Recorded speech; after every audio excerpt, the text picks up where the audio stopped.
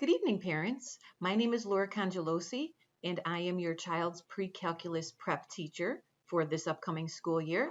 I will thank you, first of all, for being here, and I will show you a PowerPoint presentation that goes through some things about the course, the changes that I've made, and how you can reach me.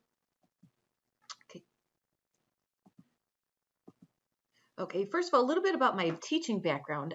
This is my 30th year of teaching. I taught 9 years at an all-girls Catholic school, Maria High School, from 91 to 2000. And since 2000, the fall of 2000, I have been teaching at Lyons Township High School. Very fortunate to have found a job at Lyons Township High School. This was the course, pre-calculus was the course in high school that inspired me to want to become a high school math teacher. So I am so excited to be teaching it. I have taught all 3 levels of it. I just love it. So hopefully my excitement for the course will come across with the kids. A little bit about me when I'm not teaching. I have a family. I have a son that's 10, a stepdaughter that's 22, and my husband also teaches at Lyons Township High School. When I'm not teaching or being a mother, I love to read books. I love collecting elephants, and I love drinking Dunkin' Donuts coffee. If you look in the upper left corner at that picture, I recently found that picture. That is the picture of me when I first started teaching in 1991. So I was like, oh, I got to show this to my kids and my parents. I just love that picture.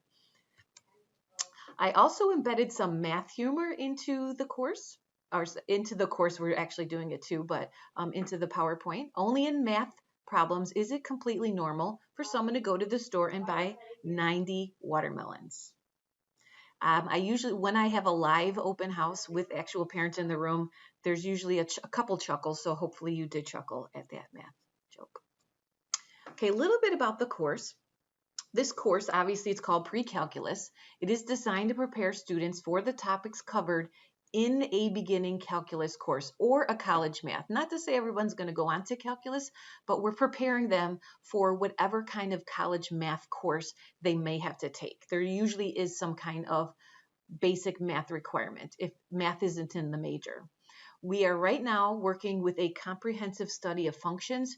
This is a 2-unit topic.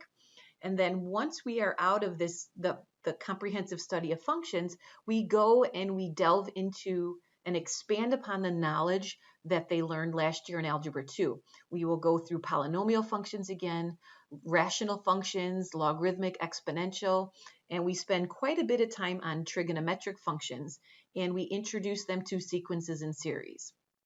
We also are incorporating a few beginning calculus topics like the difference quotient, which they are about to learn, and we then tie that to limits, which is where calculus begins. We have some enrichment topics also at the end of the year. We will look at vectors and polar equations if time is permitting.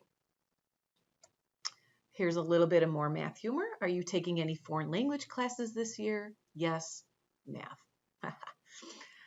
Okay, a little bit about the grading practices. You've heard a lot about it. This year, LT has instilled a new grading practice. There's essentially 2 portions to the grade. There is a practice portion and there are tests. The practice portion, which is 0% of the grade, is essential. I cannot stress enough how important it is for the students to do their daily assignments. Those daily assignments could be either worksheets, they could be book assignments, they could be a Delta math assignment. Another essential piece of the practice is the learning checks. These are all on Canvas. This allows me to provide feedback to the students on what skills they still need more practice on. I can't stress enough how important those learning checks are. Now, even though they cannot get points for that portion, it is so important that they complete the practice. It has to be completed in order to retake an assessment. So keep that in mind. Without that practice, sometimes tests might not go as well. So it's so important that they realize that practice is essential. If they practice the math, hopefully they will gain the great skills and their tests are going to be awesome. They do have their first test next week, just in case you are wondering when that's coming up. One little last, this is probably my favorite. Every time I see a math word problem, it looks like this. If I have 10 ice cubes and you have 11 apples, how many pancakes will fit on the roof? Answer, purple, because aliens don't wear hats. That's like my favorite. Okay, a little bit about the remote learning experience this year. I made my Canvas calendar even more helpful to the students. I have linked everything that's in the calendar, so everything they need for that day or anything they would need for homework, it's linked. So if they click on the word video, it goes to the video, or if they click on the word worksheet, it goes to the worksheet. They don't need to print out everything. They can just do things on paper, so hopefully they have a lot of paper at home and pencils. My lessons, most of the lessons for prep will be live lessons. I think it's essential that we are doing things live together, because then that gives them the opportunity to ask me questions while we are together. I am trying to make use of new technology like Delta Math and Pear Deck and Desmos and things like that. So I'm going to try to incorporate that piece more, obviously, because we're doing things virtually this year than I have in the past.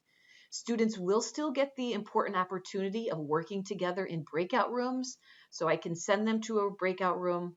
They can work with somebody or a group of 3 or 4 people. They can call me into that room. I can pop into that room. So it's so important that they are still able to collaborate and they don't feel like they are on an island by themselves. If anybody needs help from me, they can get help during Vita Plena time.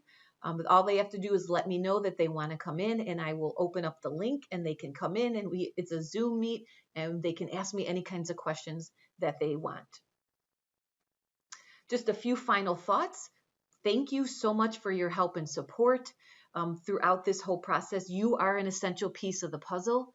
You are essential to the teachers. We couldn't do it without you. You are essential to your students. They couldn't do this without your help and support either. So we are all in this together. So thank you so much. If you do need to contact me, you can email me at lcongelose@lths.net, and I will get back to you rather quickly.